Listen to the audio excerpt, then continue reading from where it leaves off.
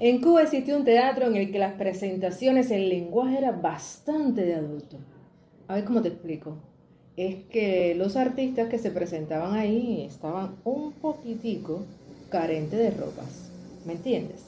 Te voy a hablar un poco con sutileza y con respeto y mucho cuidado porque no quiero incumplir con las políticas de YouTube. Así que ya te imaginas sobre qué iban las presentaciones en este teatro en La Habana, que estaba precisamente en el barrio chino de la capital cubana. Si quieres conocer más del tema, bueno, ya sabes lo que tienes que hacer. Acompáñame. Hola, ¿qué tal? Bienvenidos a mi canal. Soy Alija, una cubana que comparte contigo acerca de historias, curiosidades de Cuba, sus lugares y también de algunas historias muy interesantes. Este es un canal para todos los cubanos que están en Cuba, fuera de Cuba, en cualquier parte del mundo, o para esas personas que les gusta muchísimo saber sobre nuestra isla. Y sí, vamos a hablar de un teatro que tenía un lenguaje bastante fuerte de adulto, que fue en sus inicios, bueno, llamó la atención muchísimo, deben imaginarse esto. Este teatro, para no dar más vueltas y caer en el pollo, el arroz con pollo, es el Teatro Shanghái. Se encontraba en el barrio chino. Hay que aclarar que su propósito inicial cuando se hizo, señores, no era este tipo de espectáculos. No, no, no, para nada. Pero resulta ser que este teatro se fundó, se creó en 1870, en el siglo XIX. Pero ya para los años 30 después, el propietario pasó a ser un cubano y los temas y las presentaciones cambiaron totalmente. Era un destino al que iban muchísimos cubanos y algunos turistas que visitaban la isla. Pero bueno, era importante aclarar esto. Si es la primera vez que visitas el canal, ya sabes, eres bienvenido. Así que vamos a hablar un poquito más sobre el Teatro Shanghái. Seguro que a lo mejor no lo conocías. Y si lo conocías, coméntamelo ahí porque tal vez puedas enriquecer un poco más acerca de este video, porque resulta ser que encontrar información de este teatro se me hizo un poco difícil, pero no imposible cuando uno quiere compartir con ustedes, mi familia de YouTube, todo este tipo de conocimientos. Y también es importante remarcar que después de un espectáculo en el que estaba carente de ropas, pues se proyectaban películas y solamente por el costo de 1 peso y 25 centavos, algo que era bastante barato para la época, pues muchísimos cubanos acudían a este lugar que llamaban como quisieran llamarlo, pero bueno, simultáneamente entre las películas, mientras estaba el espectáculo, las muchachas se acercaban con muy poca ropa, casi desnuda, casi siempre eran mujeres, a donde estaban los clientes ahí. Y después apagaban las luces y proyectaban la película. Apagaban las luces. Y las muchachas así. Yo no me puedo imaginar lo que se puede formar ahí. Bueno, vamos a seguir hablando del tema. Sus obras más aplaudidas, repletas de sketches saineteros, burlescos y picantes, llevaban estos nombres: Amores en Varadero, La Mujer Artificial, Mi Marido, El Otro y Yo, y Macho o Hembra, los cuales eran promocionadas sin mencionar los nombres de los autores en los anuncios. Y bajo el eslogan Todo como París. No era como lo que se vivía en París, pero eso era una forma de atraer a las personas para que visitaran el Teatro Shanghái. Y con ese eslogan atraían a clientes que iban a ver entonces los espectáculos y todo lo que ahí acontecía, porque ahí pasaban muchísimas cosas más, debes imaginarte. Y si has llegado a este punto del video, déjame hacerte una pausa. ¿Ya te suscribiste? ¿Ya activaste las campanitas de notificaciones para que te enteres cuando hay nuevos videos? Dale, hazlo. Dale, que yo te espero.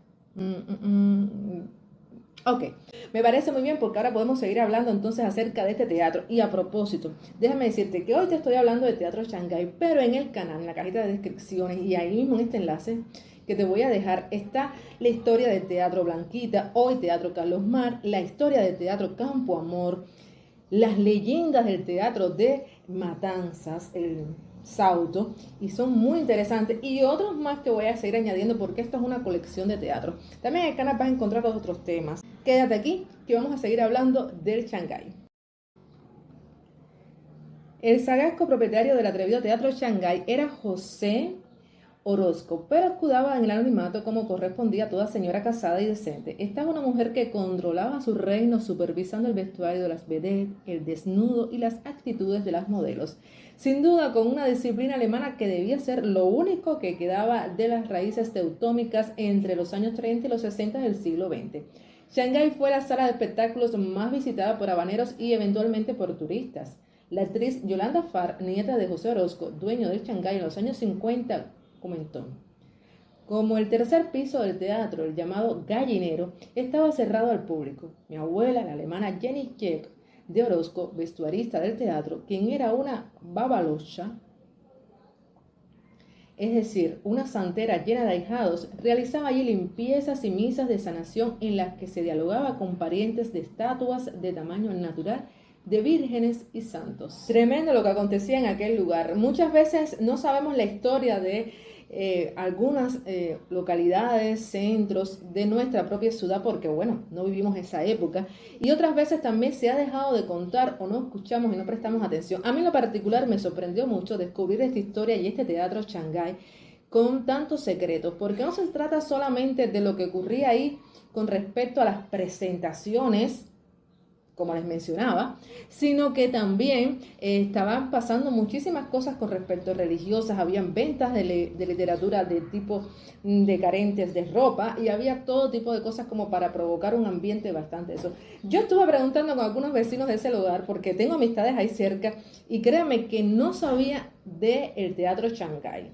Para que ustedes tengan idea de cuánto se ha perdido la historia, sí, porque ahora te preguntarás, bueno, como que ¿dónde está el Shanghái? Si tú has visitado el barrio chino, quizás ahora estás recorriendo la mente, ¿cuál será? ¿Será esta edificación, esta otra? Cálmate que te voy a explicar. Primero decirte que en el año 1959, con el triunfo de la revolución, liderado por Fidel Castro, todos estos lugares se nacionalizaron y por supuesto, este tipo de teatro dejó de ofrecer estos servicios. Con el tiempo, después se fue destruyendo y se demolió completamente.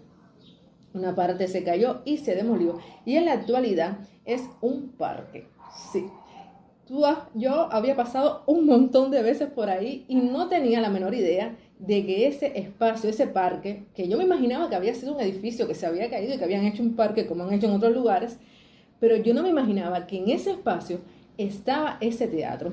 Pues sí, si caminas por La Habana y vas por el barrio chino, te comento que te voy a decir exactamente la dirección.